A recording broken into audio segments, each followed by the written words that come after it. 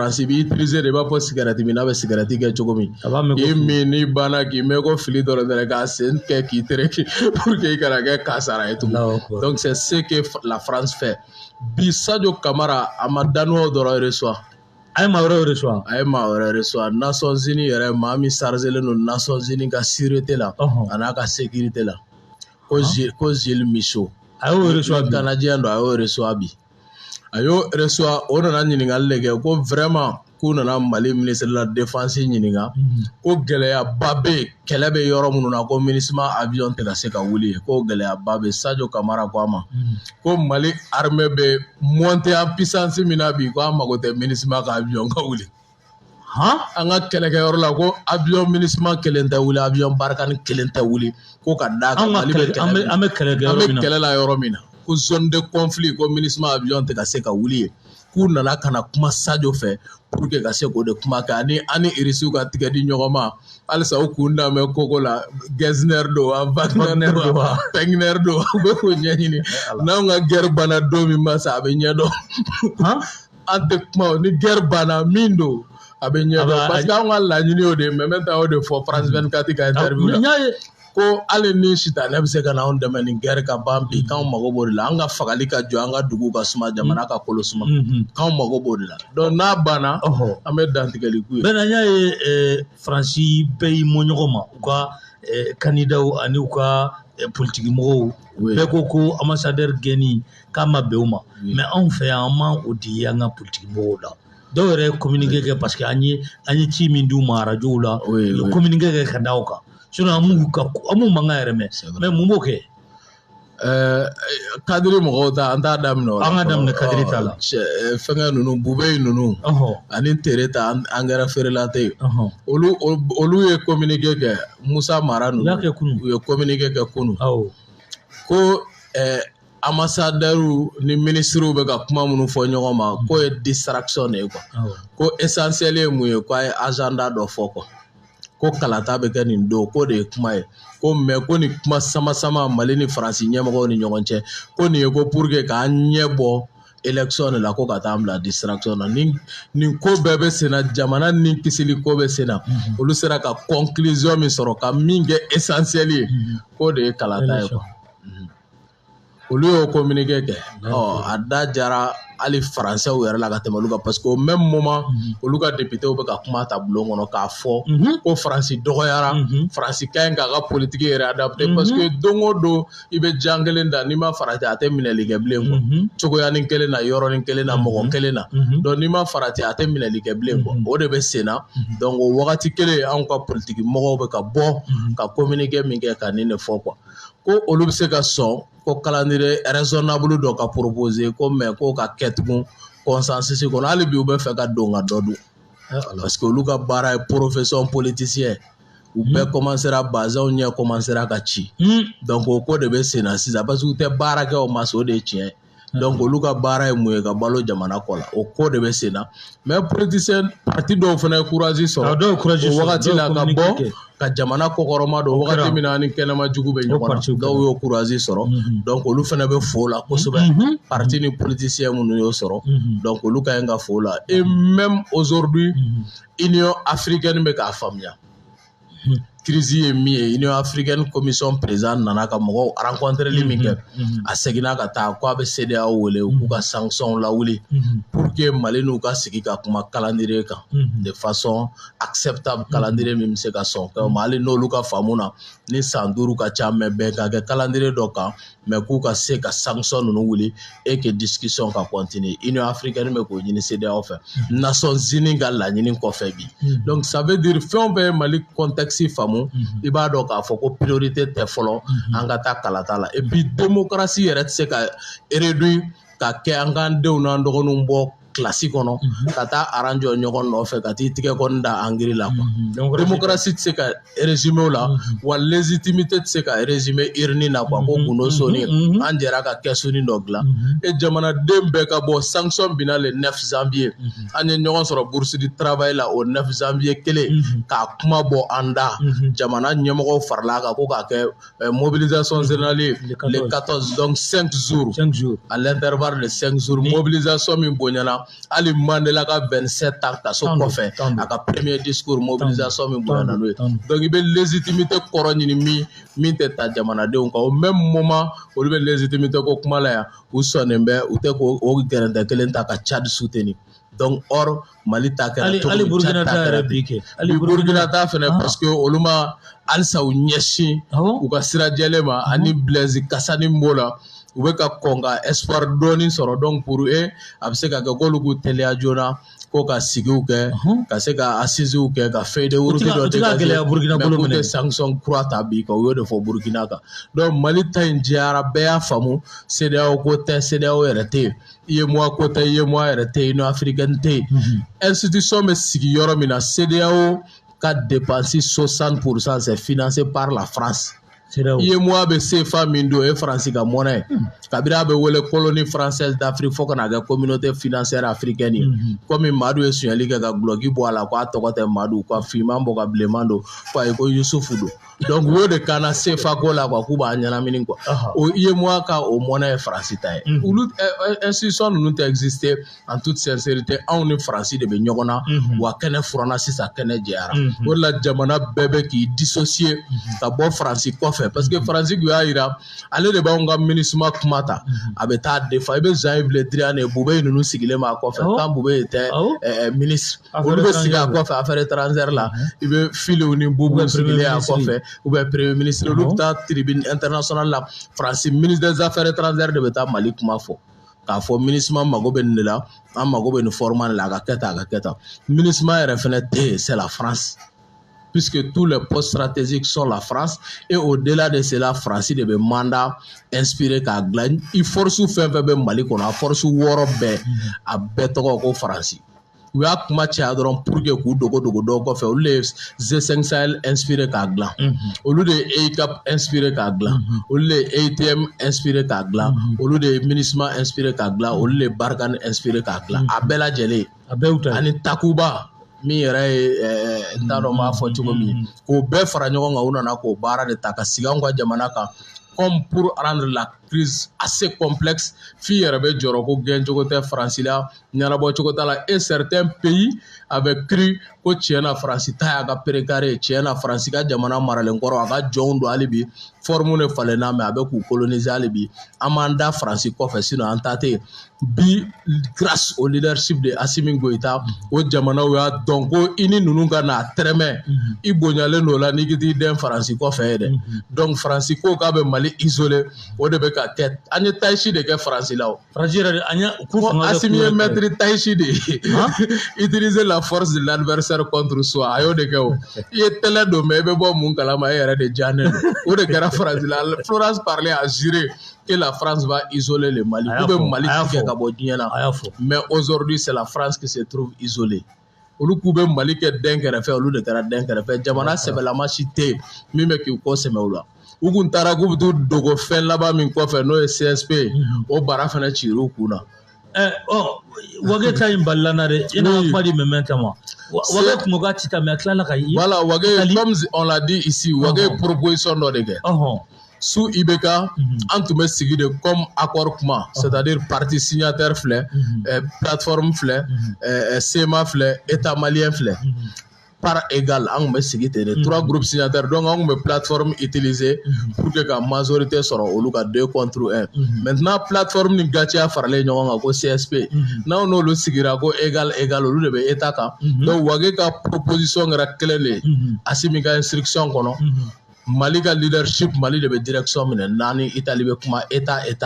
tiɲɛ don bɛɛ ka kan ka impliquer surtout acteurs don kunun ni bi hali n'u fanga ka dɔgɔ mais k'a lajɛ État bɛ se ka cogo di basigi nati jamana kɔrɔnfɛ yan fan na mais a bɛ kɛ État ka plan de kɔnɔ a tɛ kɛ k'olu k'u ta fɔ État k'a ta fɔ dɛ olu n'u ka drapeau État n'a ta olu bɛ taa yan fɛ État bɛ taa yan fɛ o tɛ dɛ État ka leadership kɔnɔ u bɛ taa il n'avait pas accepté après Italie État ko n'olu bɛ facilitation jouer État olu ka État tɛna kɛ sababu ye ka Mali État lagosi ka di n'an bɛ se ka bɛn nin kan olu bɛ se k'o faciliter et c'est là que Wage a décidé u ye avion spécial bila ka na donc a ka taa pour que ka taa sigi u bɛnn'o de kan et on va demander à ce que an ko feuille de route in fɛnɛ contenu dɔn mun feuille de route don au CNT on va demander ça hali ni an y'a kanu k'an ta kɛ jukɔrɔ ka taa kuma fɛ parce que i tɛ se k'a fɔ transition c'est u bɛnna sɛbɛn min kan parce que sɛbɛn dɔ bɔra ko accordéon tout à fait u ye accordéon dɔ kɛ donc k'u bɛna bɛn min kan on continue il faut qu'on cherche à savoir c'est quoi donc an k'o dɔn à notre qualité de membre du CNT donc an bɛ ɲininkali kɛ hali n'an tɛ taa kɛ dɔw sago ye min ye taa wa kɛ jɔ télé la i ka buruja i ka kɛ tan an t'o kɛ mais an bɛ taa ɲɛɲini min mana bɔ a la adresse à la nation don i taara fɔ fa o fa n'i nana fɔ yan Mali bɛɛ b'a mɛn farafinna bɛɛ b'a mɛn donc an m'an wasa don o la. ka kuma di Mɛmɛ ta ma Gamu bɔlen a place la kibaruya in a jɛlen don wa ni kibaruya an bɛ k'a ye a jɛlen don wa blogueur pro cɛbilen blogueur pro Gamu olu de bɛ k'a cari Asimi ye nin signé kabiri décembre 2021 a bɛ kalo 2 bɔ bi ou bien kalo 1 ni dɔɔni kalo 1 ni tile 2 Gamu bɔra a nɔ la oui il y a un mois et quelques Asimi y'o signé mais ne t'a dɔn Italie taga in ka bɔ ka réactualiser ka bɛn o ma moi je n'ai rien compris ni sɛbɛn bɔra a bɛ kalo 2 bɔ a bɛ kalo 1 a kɛra ka bɛn fin décembre voilà le 31 plus précisément Asimi Goïta a signé ka Gamu bɔ nin poste la mais an ɲɛ bɛ mun na a ma bila yɔrɔ kura la fɔlɔ a ma bila yɔrɔ kura la fɔlɔ parce qu'on l'a dit clairement Gamu c'est un ami, c'est mon ami personnellement n fa don wa n terikɛ fa don wa général min don a ye Mali kisi farali ma kunun tɛmɛnen nka bi a ka sira ma ɲi dɛ a ma ɲi bi non Gamu ka sira ma ɲi bi a kɛrɛfɛmɔgɔw bɛ k'a manipuler i n'a jara cogo cogo walayi jamana de y'an se ɲɔgɔn ma an bɛ ja jamana de kan n'i ye jamana bila hali n'i tɔgɔ ko Sidiki Kuyate i bɛ kɛlɛ masi ni min ka kan o bɛ da i kun donc pour nous Gamu ko t'o la quoi on l'a invité Gamu i kɛrɛfɛmɔgɔw bɛ k'i don fili la segin kɔ i ka na jamana sira minɛ a ma position clarifier la position in ma jɛya mais comme Wage bɔra yen kunun u ye bɛnkan min kɛ an b'o papier contenu lajɛ n'o y'a sɔrɔ segin kɛra quoi parce que mɔgɔ bɛ se ka fili mais Gamu ka délégation in na non ale tɛ o parti na c'est pourquoi u b'a manipuler parce que ale ye parti militaire de ye bɛɛ ni jɔyɔrɔ don dɔw de bɛ taa ka diplomatie kuma fɔ branche politique branche diplomatique olu bɛ yen olu de recevoir Élysée kɔnɔ fɛnɛ donc minnu taara Fahad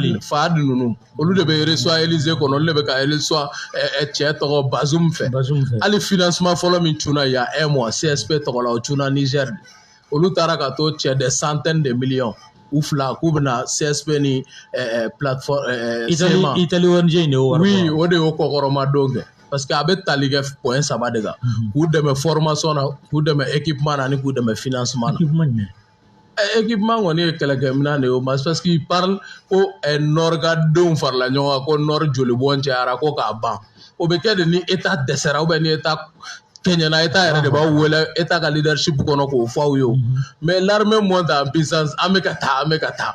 kalo damadɔ Kidali ko ɲɛnabɔtɔ don kalo damadɔ an bɛ taa Kidali Mali dafalen an bɛ taa Kidali kɔnɔ n m'a fɔ ko basigi nana dɛ mais Mali fan bɛɛ minɛli kalo damadɔ ko de don dɔw bɛ u dogo ni mugukan cayara u bɛ se ka bɔ ka na mugu fɔdon ka don hali Bamako kɔnɔ bi Ala k'an kisi don donc sécurité 100% i bɛ se ka bɔ ka na mugujugu fɔdon ka tunu mais o b'a sɔrɔ kɔni an ka administration bɛ fan bɛɛ école tɛ ka dayɛlɛ camancɛ bolo fɛ écolisow bɛna dayɛlɛ dɔgɔtɔrɔsow bɛ dayɛlɛ baarakɛlaw bɛɛ bɛna taa les services sociaux de base olu bɛɛ bɛna segin wa an bɛ taa fɔ Kidali armée b'o baara de la avec la Russie o de ye mankan in bɛɛ cɛya kun ye wa an tɛna jɔ sira fɛ an bɛ taa jusqu'au bout c'est ça le serment de Assimi Goïta k'a taa kɔ don Mali la n'a ma Mali dafalen di Maliyɛnw ma o de ye Assimi ka kalekan ye a taa kɔ don Mali la n'a ma quand l'ambassadeur des États-Unis est parti le voir ko an b'i dɛmɛ i ka bɔ bɔdaba fɛ Assimi dit que bɔdaba tɛ tɛmɛ i ni mɔgɔ ye surɔfana don aw ma ɲɔgɔn sɔrɔ daraka la san 10 o de kɛra ale la ale ni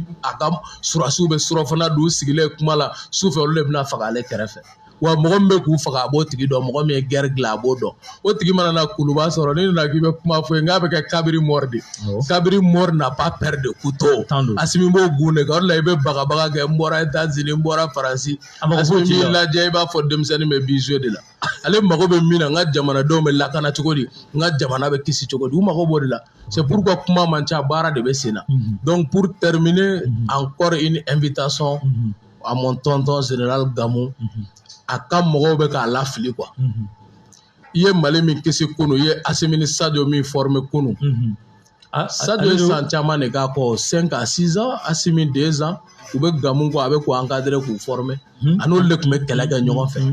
donc olu mana na fanga la wagati min e n'i bɛ ka ɲana fɔ la donc i tɛ to kɔ k'i b'i ka mɔgɔ dɔw lamɛn ta ɲininaw yɛrɛko ɲininaw mɔgɔ minnu tɔgɔ sitelen don dɔrɔgu kow la ani ko caman wɛrɛw la k'i b'i da olu kɔfɛ u ka jamana kɛ k'u bɛ jamana kɛ fɛn dɔ ye o tɛna na marcher wa histoire la i bɛna bɔ da fitinin fɛ donc i denw b'i ladi la tonton Gamu i ka segin kɔ jamana in bɛ se ka kisi cogo min na o ye sira de ye quoi. Tabarikala mais maintenant mun de la sini maaw kan ka bɔ munna Mas ni aw farala ɲɔgɔn kan k'aw bɛ dingɛ kɔnɔ fɛn labɔ ni fɛn fɔlɔ min y'a kun bɔ a y'a turu kan fɔlɔ a kana tila ka bin dingɛ kɔnɔ tugun n'aw continue na ten a ka ca Ala fɛ fɛn fɛn tununa laban bɛ sɔrɔ nka dɔ bɔra ni fɛn kuruman dɔ ye aw tɔw y'a sigi yɔrɔ jan fɛ mun de b'a bolo mun de b'a bolo ni Ala ma jan a bɛ tila ka segin ka taa dingɛ kɔnɔ nɔ an bɛ min ɲinina jamana in kɔnɔna na a mɛnna o ye k'an ka yɛrɛma hɔrɔnya sɔrɔ an ka bonya an ka dɔn jamana ye ten jɔnmaya minnu bɛ dan kan olu ka ban surtout kɛlɛ minnu bɛ ta ka na bin an ka jamana kan k'an ka jamanadenw ni o bɛ tiɲɛ nafolo bɛ tiɲɛ sigiyɔrɔ bɛ tiɲɛ taayɔrɔ tɛ sɔrɔ mɔgɔ la k'an ka jamana tigiya segin an yɛrɛ ma an yɛrɛ ka se ka fanga sɔrɔ ka jɔ an yɛrɛ ka o kɛlɛ kɛ masa o laɲini min bɛ sen na an bɛɛ lajɛlen ɲɛ b'a la sira minnu bɛ ka taa a jateminɛ a ye irisiko kuma fɔra yan nɔ sisan mais Mas i t'a mɛn débat kɔnɔna la mais mun de bɛ yen exactement irisi b'u kɔfɛ Chine b'u kɔfɛ nin b'u kɔfɛ mais a b'u kɔfɛ ko mun de y'u sɔrɔ ni irisi b'u kɔfɛ mun de y'u sɔrɔ ni Chine b'u kɔfɛ mun de y'u sɔrɔ n'u banna Faransi yɛrɛ la u tɛ sɔn ka don o débat kɔnɔna la pourquoi parce que kɛlɛ dɔ de binna u kan dɔw y'o kɛlɛ ta ka na bin u kan Faransi min nana ni kɛlɛ in a yɛrɛ sɔnna ma k'a fɔ ko ale don diɲɛ bɛɛ sɔnna ma ko ale don o ko Faransi in ka taa u ko bɛ mun kɔ tuguni ko kɛlɛ ka jɔ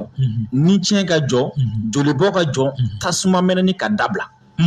u b'o tasuma mɛnɛni dabila cogo di k'u bɛ mɔgɔ ɲini u ni mɔgɔ min bɛ se ka baara kɛ ɲɔgɔn fɛ pour que tasuma mɛnɛ bɛ jɔ pour que marifaci bɛ dabila pour que saya bɛ dabila u ni o tigi bɛ baara la ni o tigi tɔgɔ cayara k'a sɔrɔ baara kun ma caya c'est que min k'a fɔ a bɛ kalabanciya de la sinon yan'a ka risiko kuma caya dɔwɛrɛ tɛ donc Mas an y'olu minnu bila o la jamanadenw de bɔra nin y'a san joli ye an bɛ kɛnɛma an tɛ Faransi fɛ an bɛ kɛnɛma an tɛ Faransi ko la bilen an bɛ kɛnɛma an tɛ rébellion ko la bilen an bɛ kɛnɛma an ka kanw cili ka jɔ an bɛ kɛnɛma terrorisme ko in furu ka siri a dan na Mas alhamdulilayi bi bi in na k'a fɔ ko an ka sɔrɔsiw bɛ ka sebagaya sɔrɔ o tɛ dogonan ye mɔgɔ si ma bilen bɛɛ lajɛlen ɲɛ bɛ o la hali u yɛrɛ i ye documentaire min o documentaire kɔnɔ video dɔ b'u bolo ko dɔ bɛ ka armée ka monter en puissance ko dɔ bɛ ka exagérer ko armée bɛ ka min fɔ k'a sɔrɔ an b'o bɛɛ kɛ mais a m'a fɔ ko armée tɛ ka fɛn kɛ kuma jaabi dɔ bɛ kuma yɛrɛ kɔnɔna la quoi o kɔrɔ ye ko armée bɛ ka dɔ kɛ donc armée bɛ k'o dɔ min kɛ o ye fɔlɔ ye filanan ye jumɛn jamana n'i y'a mɛn ko k'i bonya o kɔrɔ ye jumɛn ko dɔ de bɛ k'i dɔgɔya mɔgɔ min bɛ k'i dɔgɔya dɔ bɔra k'a jɔ o fɛ a y'a jɔ mɔgɔ min fɛ sisan o ko karisa bɛ k'a yɛrɛ de ka baara kɛ mɔgɔw yɛrɛ t'a fɛ yɛrɛ a bɛ fanga ɲini de la n'a tila o waati man kan tɛ ka kɛ aw tokun ye so o waati de aw bɛɛ kan ka taga k'a fɔ surtout aw ye min kɛ nin ye a kana dabila jamana ɲɛmɔgɔ ye min kɛ a kana dabila nin de ye sira ye aw kan ka continuer nin de fɛ anw b'an yɛrɛ ye nin de la n'i y'a ye fɔlɔ an kun tɛ bɔ an tɛ foyi foyi fɔ an tɛ tɛgɛrɛ fɔ kun parce que a kun bɛ ka min kɛ o t'anw hakililata de sisan aw bɛ ka min kɛ nin ye anw hakililata donc a ye taga nin fɛ jama de kan ka bɔ k'o jama de kan ka bɔ k'o yira k'a yira diɲɛ mɔgɔ fana la minnu bɛ ka kuma olu tɛ dɛ Assimi min tɔgɔ bɛ ka fɔ Assimi tɛ dɛ Jobu min bɛ ka fɔ Jobu tɛ dɛ Kamara tɛ dɛ nin ye maliyɛnw de fɛla ye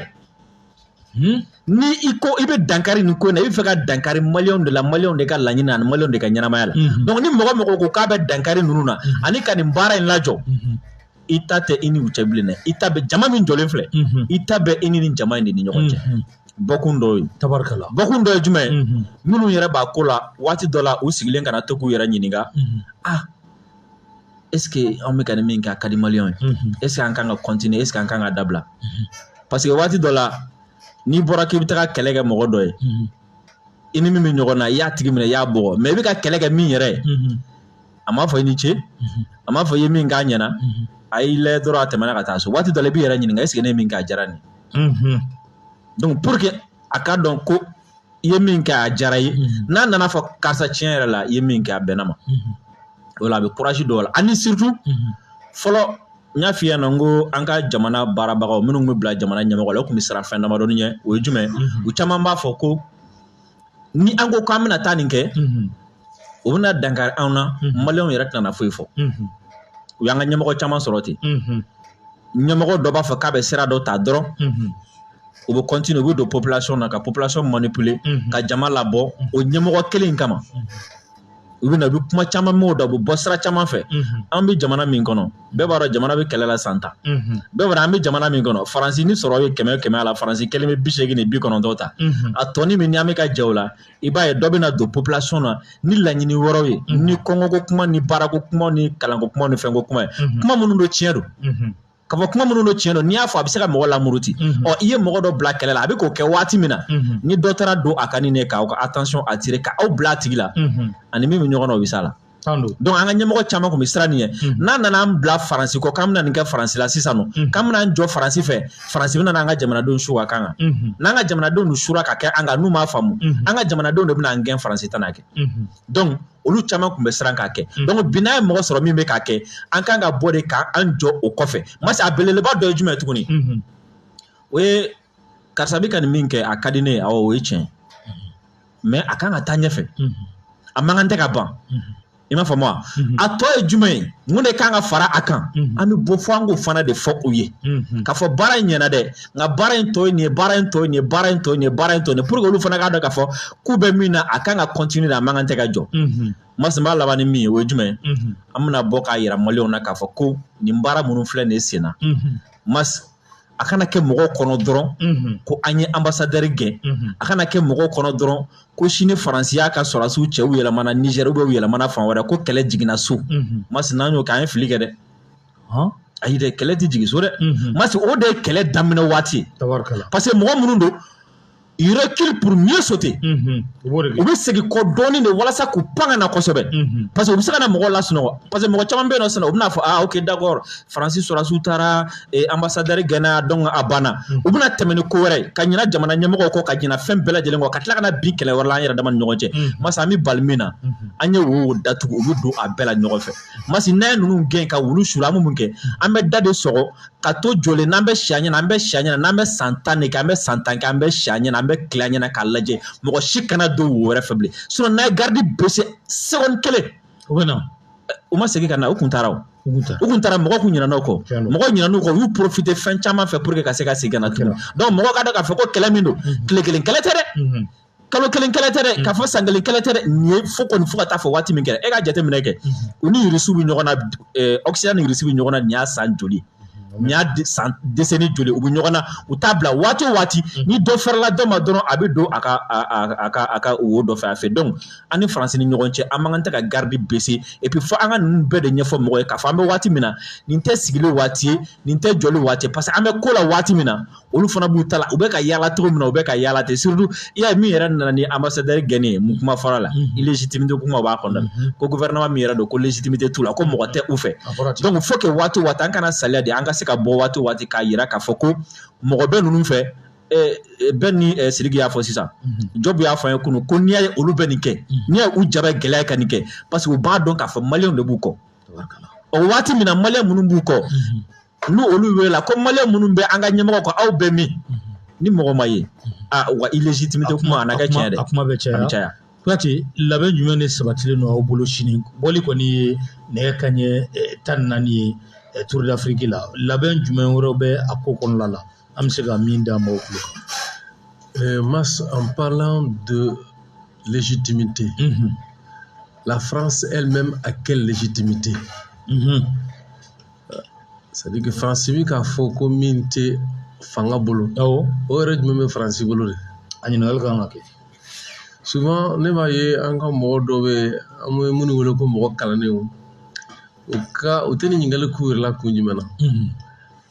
dɔw wulila wagati dɔ la ko CEDEAO bɛna ɲɛngili ta a si tɛ ɲininkali k'a yɛrɛ la ko CEDEAO bɛ se ka kɛ n'a ka sariya ye wa a tɛ se ka kɛ a ye kuma tɛ k'o kan c'est pourquoi an ka mɔgɔ kalanden caman bɛ yen hinɛba de bɛ ne na parce que u bɛ fɛn kɔnɔ tubabukan na a bɛ fɔ min ma ko souvent l'étourderie n'o le défaut de bon sens c'est-à-dire ko kɔnɔ sukelen walima le parallélisme raisonnement involontairement faux u sigi k'u ɲɛ kumu ka kumaw dɔ fɔ a bɛ k'u ɲɛna k'u bɛ tiɲɛ kan ka taa so u bɛ ŋaɲa fɛ walima a bɛ fɔ fɛn ma ko la doxa l'opinion commune et illusoire c'est-à-dire ka caman bɛ forobafili kɔnɔna na o la i b'a ye souvent a bɛ ye ko Faransi b'a fɔ ko Chine de b'an kɔ Russie de b'an kɔ a bɛ digi mɔgɔw dɔ la mais o b'a yira k'a fɔ i bɛ ka min da u kan u bolo ni Russie fanga tɛ ni Chine fanga tɛ i tɛ se ka kɛ o b'a yira i bɛ ka min da u kan olu bɛ k'a faamu cogo min na c'est fanga b'i kɔ min ka girin kosɛbɛ quoi mais o la Faransi ale fɛnɛ bɛ minnu kɔ tan n'o y'a CEDEAO ni terroriste kulu minnu bɛ yen i n'a fɔ fɛn y'a fɔ cogo min na Choguel Kogala fɔ cogo min na k'a fɔ ale de bɛ terroriste kɔkɔrɔ dɔn tan masa bɛ fɛ ka ɲini kunnafonidilaw fɛ ka ɲini lasilikɛlaw fɛ Choguel ye kuma caman fɔ Nations Unies kɔnɔ ka baara kɛ n'a ye parce que c'est vrai an bɛ bɔ an bɛ kuma mais f'an ka bɔ ka kuma fɛnɛ kuma minnu fɛnɛ bɛ se ka jogo kɔ kari ka gili bɔli ja parce que kuma ninnu fanga kuma ninnu nafaba de b'o la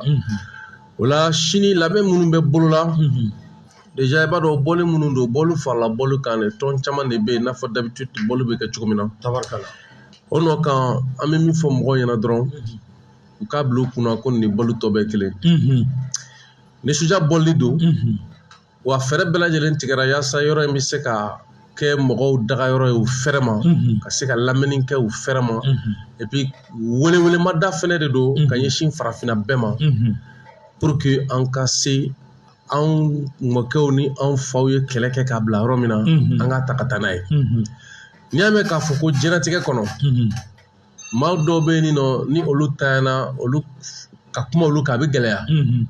dɔ wɛrɛ t'a kɛ dɛ kɛko jugu de don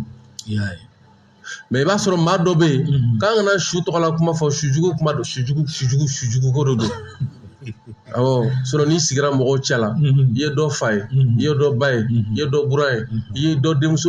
i tɔgɔ na fɔ diyagoya la mais an kana su tɔgɔ fɔ sujugu ko don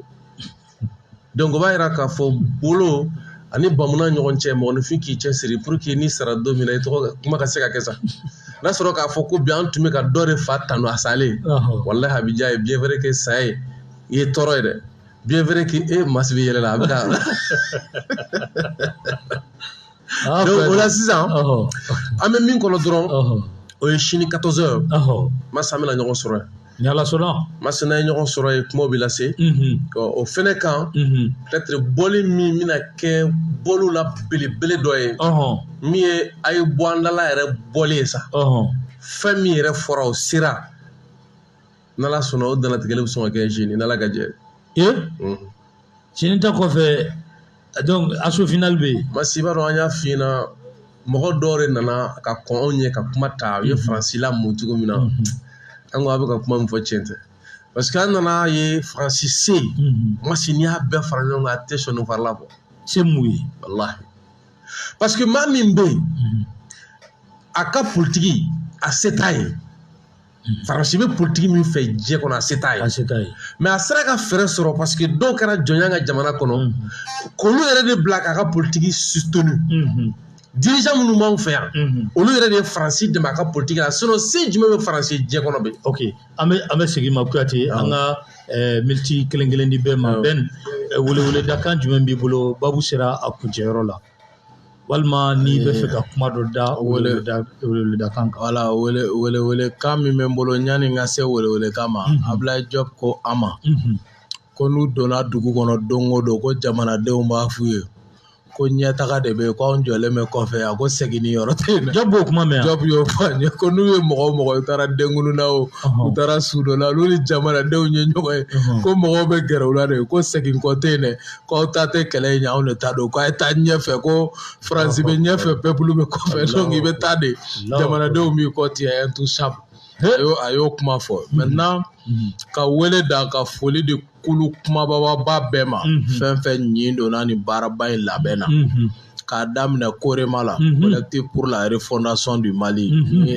Ouattara ani Fɔnba ninnu olu b'o ɲɛfɛ Abubakar Sidiki Fɔnba ka foli d'u ma. O tɛmɛnen kɔfɛ Nusar ni parti Fadi ka foli d'u ma.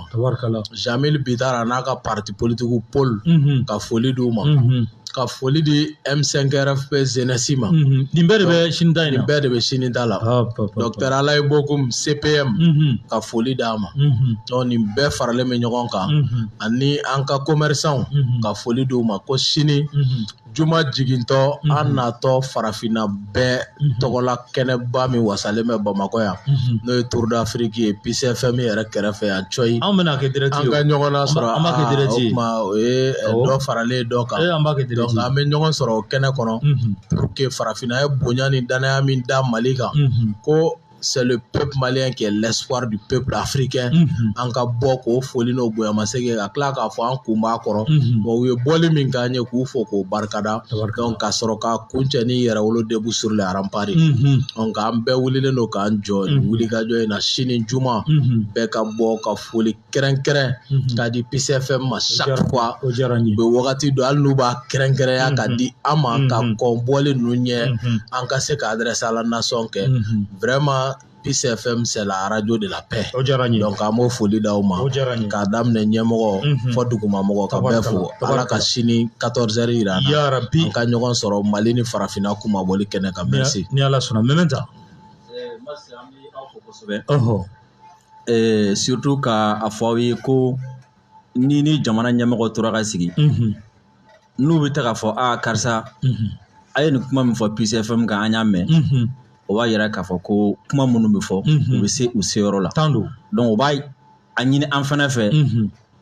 halisa an fana ka continue ka kuma ɲumanw fɔ ka jamanajɔ kumaw fɔ. Surtout a gɛlɛman bɛ aw kan dɛ. Anw yɛrɛ yan. A gɛlɛman bɛ aw kan dɛ. O b'a ɲini aw fɛ désormais jamana in ɲɛmɔgɔw